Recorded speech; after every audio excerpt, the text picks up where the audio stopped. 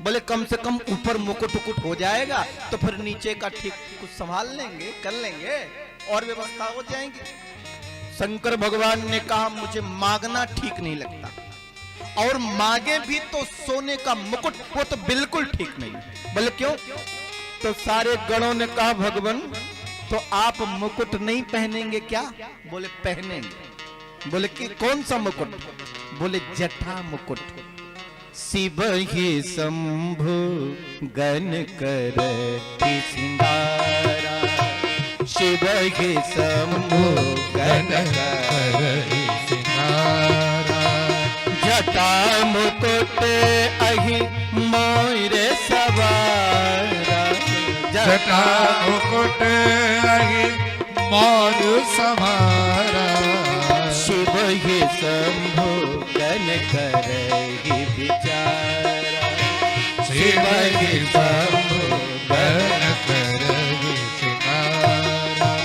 भगवान भोलेनाथ के गण भगवान भोलेनाथ का श्रृंगार करते। बोले मुकुट, बोले सोने का मुकुट नहीं, बोले तो बोले जटा मुकुट। जटा मुकुट। अच्छा ये बताओ जटा होती क्या? मस्तिष्क में ये बाल। बोले इन बालों को बढ़ा लो और जटा बना लो, जटा का मुकुट बना लो, इकट्ठा कर लो। कहने का प्राय बिखरे हुए विचारों को इकट्ठा कर लेना ही जटा मुकुट कहलाता है। बिखरे हुए विचार, बाल इधर उधर बिखरे हो उसे इकट्ठा कर लो। बोले मुकुट बनाएंगे लेकिन जटा का, सोने का मुकुट इसलिए नहीं क्योंकि अगर किसी के माथे पर सोने का मुकुट हो गया तो कहीं उसको अहंकार न हो जाए मेरा मुकुट सोने का। और सुनिए जल्दी, और सुनिए वो भगवान भोलेनाथ कहते मैं नहीं चाहता कि किसी को ईर्ष्या लगे, अहंकार लगे, इसलिए मुकुट तो पहनूंगा लेकिन जटा का मुकुट। अगर किसी को द्वेष भी लगे, ईर्ष्या भी लगे तो अपना जटा बढ़ा ले, अपनी घर की खेती है, किसी को नहीं लगेगा मुकुट बड़ा है कि छोटा है? इसलिए जटा मुकुट बहुत अच्छा। तो जटा का मुकुट हो गया तो मोर भी पहनेंगे ना, मोर बरराजा को मोर पहनाई जाती है। हाँ हाँ पहनूंगा ना। तो किसका मोर? अहि मोर सवारा, सांप का मोर। मोर बनाएंगे किसके? सांप के। तो कई सांप छोटे छोटे पकड़ के ऐसे मुंह में बीच में एक सांप से बांध दिया और ऐसे जटा के बीच में फंसा दिया, ऐसे ऐसे झूल ले चारों तरफ। सांप का मोर। किसी ने पूछा सांप का मोर क्यों? भगवान भोलेनाथ कहते संसार से संबंध जोड़ने तो चलो लेकिन ध्यान रखना तुम्हारे मस्तक पर सांप सवार है अर्थात काल सवार है, इसलिए मस्तक पर सांप का मोर। शिव ही शंभुगन करहि सिगारा, जटा मुकुट यही मोर सवारा, कुंडल कंकन पहिरे ब्याला, तन विभूति पट के हरिछाला। और कानों में कुंडल कंकन, वो कौन से? बोले अच्छे छोटे छोटे पीले पीले सांप लगाओ और इस कान में लगा दो, इस कान में फिट कर दो, सांप से सांप, सांपों का।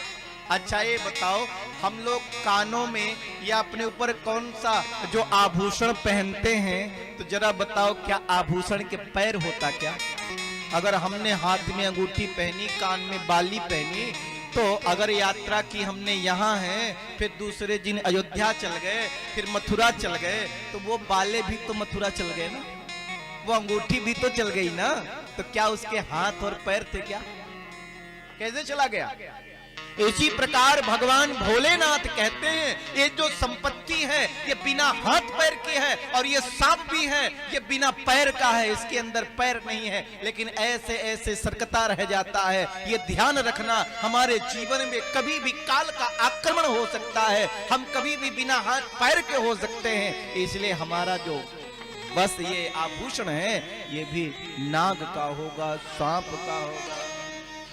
बहुत अच्छा भोले बाबा, बहुत बढ़िया। लेकिन देखो मृगछाला लाए, बोले उसको एक सांप से उसको बांध दिया पकड़ के। अब बताओ भगवान भोलेनाथ ने मृगछाला पहनी और कमर में सांप से बांध दिया, क्यों? शेर की मृगछाला नहीं, बाघंबरी पहली, और सांप से पकड़ के एक सांप लाए, उसको बांध दिया। क्यों? मानो भगवान भोलेनाथ कहते हैं कि एक दिन ये शेर, ये बाघ जो है, जब जंगल में दहाड़ता था तो बड़े बड़े जानवर कांप जाते थे, रास्ता छोड़ देते थे। आज दहाड़ने वाला शेर भी, ये बाघ भी, काल ने उसको बांध रखा है, वो भी कुछ कर नहीं सकता है। सभी को काल ने बांधा, इसलिए बांध दिया। फिर बोले पाउडर चाहिए कि नहीं? Cream powder. हाँ, क्रीम न लगाएं, लेकिन पाउडर तो बहुत जरूरी है। बोले पाउडर, बोले जाओ गरम गरम चिता की भस्मी लाओ और लगा दो। अजय बताओ, भगवान भोलेनाथ ये गरम, ये भस्मी, चिता भस्मी क्यों धारण करते हैं? बोलिए शंकर भगवान की।